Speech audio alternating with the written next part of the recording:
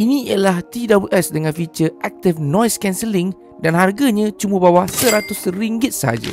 So guys, ini ialah QCY Buds ANC. Dari segi specs, dia ada Bluetooth 5.4 dilengkapi dengan Adaptive Active Noise Cancelling berserta ada Transparency Mode. Ada total 6 mikrofon dengan ada ENC, 10mm Dynamic Driver, battery life 55 jam sekali penggunaan, dengan charging case dapat dalam total 25 jam, ada IPX4 waterproof rating dan ada multi-point connection, ada support app iaitu QCY app.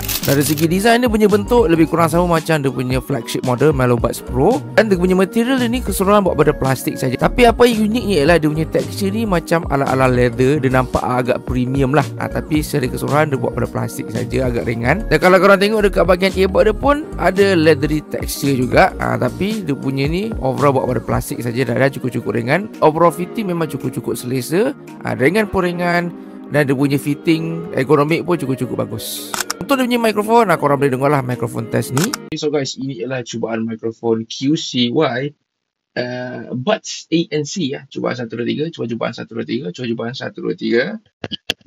Okay. Cuba mikrofon dia. Cuba mikrofon. Cuba mikrofon. Cuba mikrofon 1, 2, 3. Dari segi dia punya sound quality, dia punya signature sound lebih ke arah warm and smooth sounding. So dia punya tuning ni lebih heavy kepada bass. Tapi walaupun dia lebih heavy kepada bass ni bagi saya tak terlampau engaging sangat. Memang soft and relaxing. Dia boleh bagi sub bass rumble yang cukup-cukup nice, tak muddy. Dan dia punya detail kat dia punya mix bagi saya dia taklah terlampau forward sangat. Dia ada boleh bagi good amount of clarity.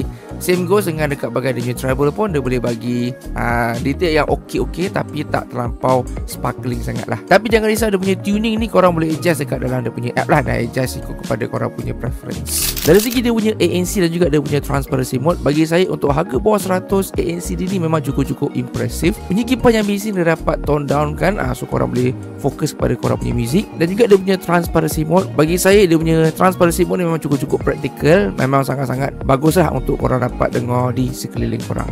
Dan dia punya ANC dia ni pun korang masih lagi boleh adjust dalam dia punya app. So guys, QCY Buds ANC ni dengan harga dalam RM89, bagi saya memang cukup-cukup berbaloi. Untuk harga bawah 100 ni korang boleh dapat feature yang cukup-cukup banyak. Tambahan pula dia punya performance dia memang cukup-cukup bagus lah. So kalau korang berkenan, boleh dapatkan sekarang.